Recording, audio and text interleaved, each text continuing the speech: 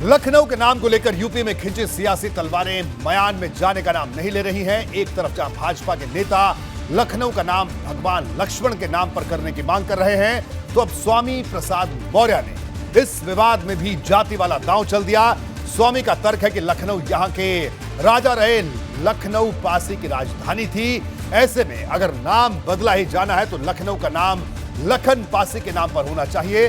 स्वामी के इस बयान के बाद यूपी का माहौल फिर गर्मा गया है। भाजपा जिस मुद्दे को हिंदुत्व की धुरी की तरह समेट कर रखना चाहती है, उसे सपा जाति की धुरी की तरफ खींच रही है।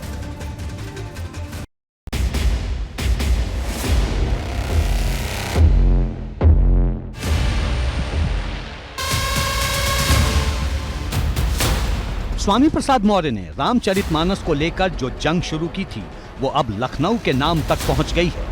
दरअसल भाजपा के सांसदों विधायकों की मांग है कि लखनऊ का नाम बदलकर लखनपुर या फिर लक्ष्मणपुर किया जाए, लेकिन स्वामी प्रसाद मौर्य का तर्क है कि लखनऊ तो राजा लखन पासी की राजधानी थी और उनके नाम पर ही इस शहर का नाम पड़ा था।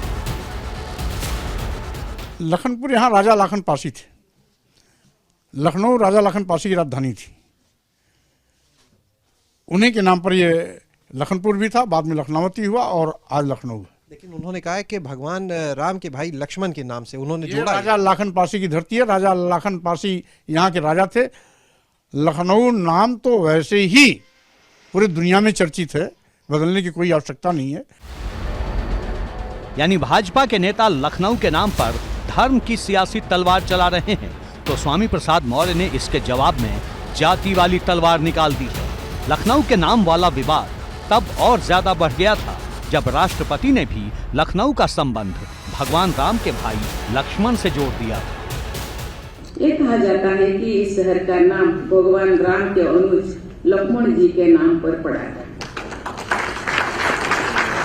19वीं सदी के अंत तक इस शहर को लखनपुर कहने की परंपरा चली आ रही थी। एक तरफ भगवान लक्ष्मण के इतिहास का हवाला है, तो दूसरी तरफ राजा लखन पासी की दलील। भाजपा के नेता इसे श्रद्धा से जुड़ा मामला बता रहे हैं। ये जो विषय है, ये आगे लक्ष्मण जी का तो लखनपुर से, इस लखनऊ से उनका नाता पारों में श्रद्धा आदर का विषय है। और हम सब राम भरत लक्ष्मण शत्रुघ्न का जो राम चतुष्टय है, हमेशा आदर और श्रद्धा के भाव से देखते हैं। लखनऊ का नाम भले ही अभी बदला ना गया हो, लेकिन इस पर सियासत फुल स्पीड में रफ्तार भर रही है। स्वामी की कोशिश है कि इस मुद्दे को अगर भाजपा धर्म के एंगल से जोड़ रही है, तो इसमें जाति वाला फैक्टर घुसाया जाए, ठीक वैसे जैसे रामचरितमानस के मुद्दे के साथ किया गया। लेकिन मानस के मुद्दे पर स्वामी अपनी ही पार्टी के कुछ नेताओं के निशाने पर हैं। अमेठी के गौरीगंज से सपा विधायक राकेश प्रताप सिंह लगातार स्वामी को घेरने में जुटे हैं। तो जब ये भारतीय जनता पार्टी की सरकार में शपथ ले रहे थे, तो उस समय इन्होंने क्यों नहीं कहा कि पहले ये चौपाइयाँ हटा दी जाएं, उसके बाद मैं शपथ लूँगा, नहीं तो नहीं लूँगा, पहले इसमें संशोधन कर दिया जाए, तब मैं बसपा सरकार के में जब ये मंत्री बने तब इन्होंने इस बात को क्यों नहीं कही। बसपा और भाजपा के गठबंधन सरकार में ये मंत्री बने 2002-03 में, तब इस बात को इन्होंने क्यों नहीं कहा। क्या कारण है कि समाजवादी पार्टी में आते ही इनको ये चौपाइयाँ पढ़ने का फुर्सत कहाँ से मिल गई और इनको इसका ज्ञान कहाँ से प्राप्त हो गया। लेकिन स्वामी ने भी ठान लिया है कि अगर उनके रास्ते में कोई भी आएगा, उसे वो छोड़ने वाले नहीं हैं, फिर चाहे वो सपा का ही विधायक क्यों ना हो। उन्होंने सही कहा है, क्योंकि राम और रामचरितमानस को तो हमने विरोध किया ही नहीं।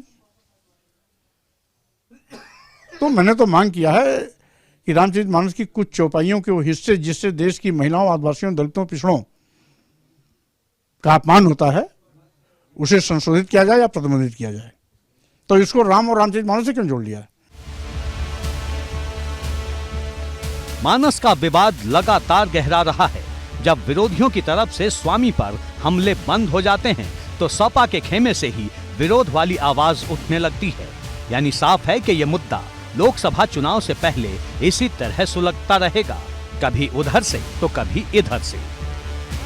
एबीपी गंगा के लिए ब्यूरो रिपोर्ट।